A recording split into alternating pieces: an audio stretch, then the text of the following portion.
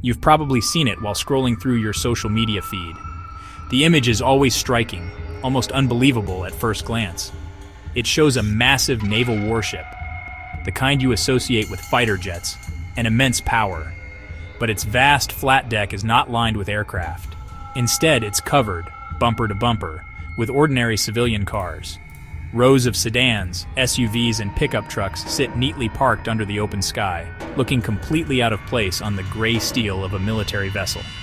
The sight immediately sparks a question that feels both obvious and absurd. Why is a powerful aircraft carrier being used as a floating parking lot for everyday cars? This question makes the photo go viral time and time again. The immediate assumption is that something strange must be happening. Are sailors taking their personal vehicles on deployment? Is it some kind of colossal taxpayer-funded joyride? The image seems to defy logic, mixing daily commutes with naval operations. The truth, however, is far more practical and just as interesting. The cars are there for a reason, and that reason is work. The ship you're looking at is probably not a true aircraft carrier, and those cars are not personal playthings. They're cargo. They're part of a complex logistical operation, fundamental to how modern militaries function.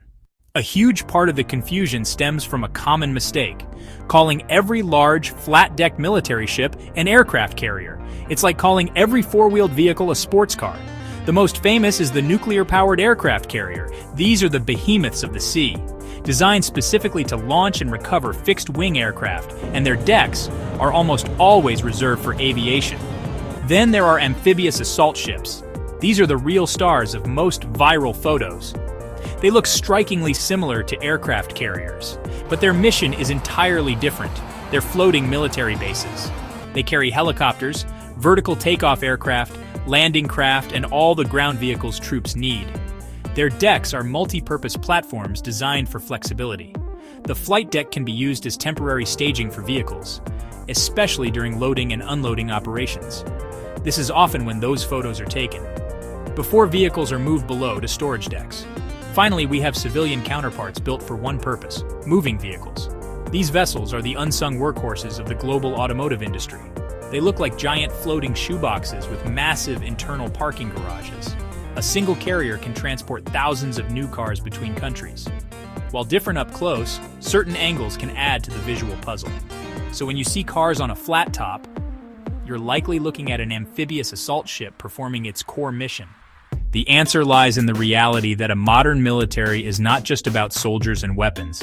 It's a massive logistical enterprise. Military personnel stationed worldwide need vehicles for official duties and personal transportation.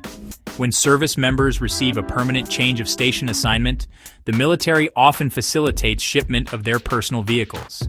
These vehicles belong to personnel heading to assignments in places like Japan, Germany, Bahrain. Rather than each person arranging expensive private shipping, the military consolidates vehicles and uses its own sea lift capacity. Staging them on deck is an efficient way to manage the process. Beyond personal vehicles, military operations require vast fleets of support vehicles: trucks, vans, utility cars used for administrative tasks and base support. Think of a military base as a small city needing vehicles for maintenance, supply transport, and personnel movement.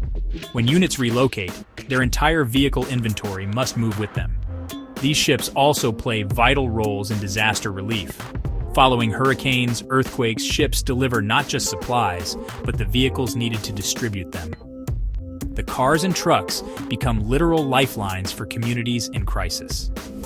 These vehicles driving into disaster areas can mean the difference between slow recovery and rapid, effective response. Moving thousands of tons of vehicles across a turbulent ocean is not as simple as driving them on and putting them in park. It's a carefully choreographed process requiring precision and planning. A loadmaster creates detailed plans mapping exactly where each vehicle goes. Heavier vehicles, like armored trucks and construction equipment, are positioned low and centrally to maintain stability. Lighter vehicles can be placed on higher decks or even the flight deck. The loading process is a hive of activity.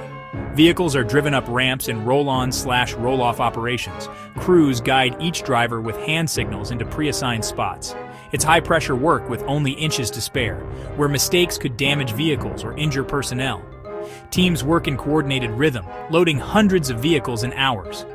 Once positioned, the critical step begins, securing for sea. The ocean is unforgiving, and unsecured vehicles become destructive battering rams. Every vehicle is lashed with heavy chains anchored to embedded deck points. Chain binders remove all slack, ensuring vehicles are absolutely rigid. A car needs 4 to 8 tie-downs, a tank could need a dozen or more. Before sailing, officers inspect every chain, and crews perform regular checks during the voyage. One persistent myth is that cars are personal rides for sailors who get to take them on deployment for fun in foreign ports. The reality of naval vessel life makes this completely impossible. A deployed warship is a tightly controlled, mission-focused environment. Naval personnel on deployment have no use for personal cars. Port visits are typically only a few days, and personnel use taxis, public transport, or rental cars. The logistics of unloading personal vehicles would be a bureaucratic nightmare. Ship command would never authorize such interference with operational readiness. The vehicles are cargo, logged, tracked, and secured as ships manifest. They cannot be accessed by owners during voyage. Vehicle decks are often off-limits to most crew while at sea. The idea misunderstands the nature of naval service.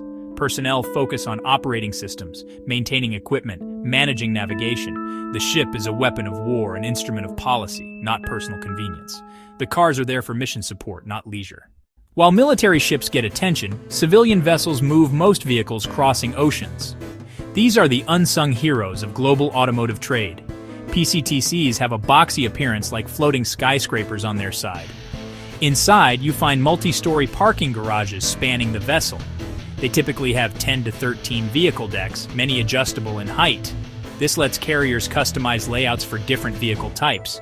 Loading uses massive ramps, usually at stern or side. Skilled drivers move thousands of brand new cars from staging areas. They follow precise plans, filling decks from top to bottom.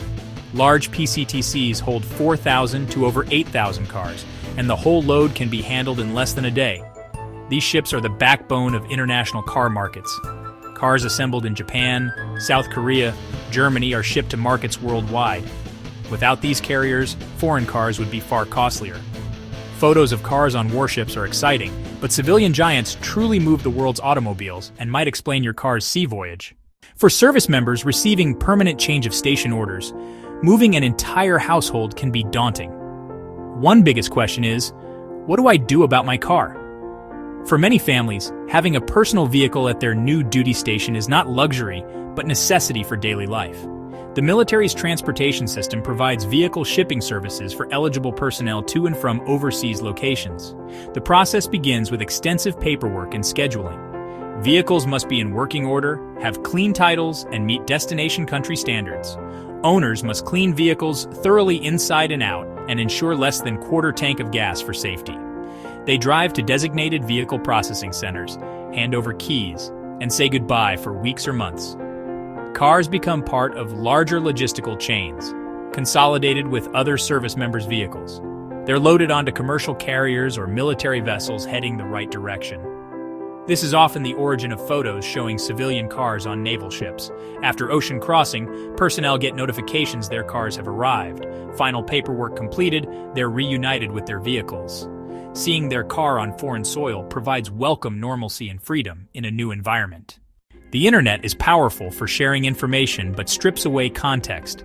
Compelling photographs divorced from sources take on lives of their own. Photographs capture only single moments in time.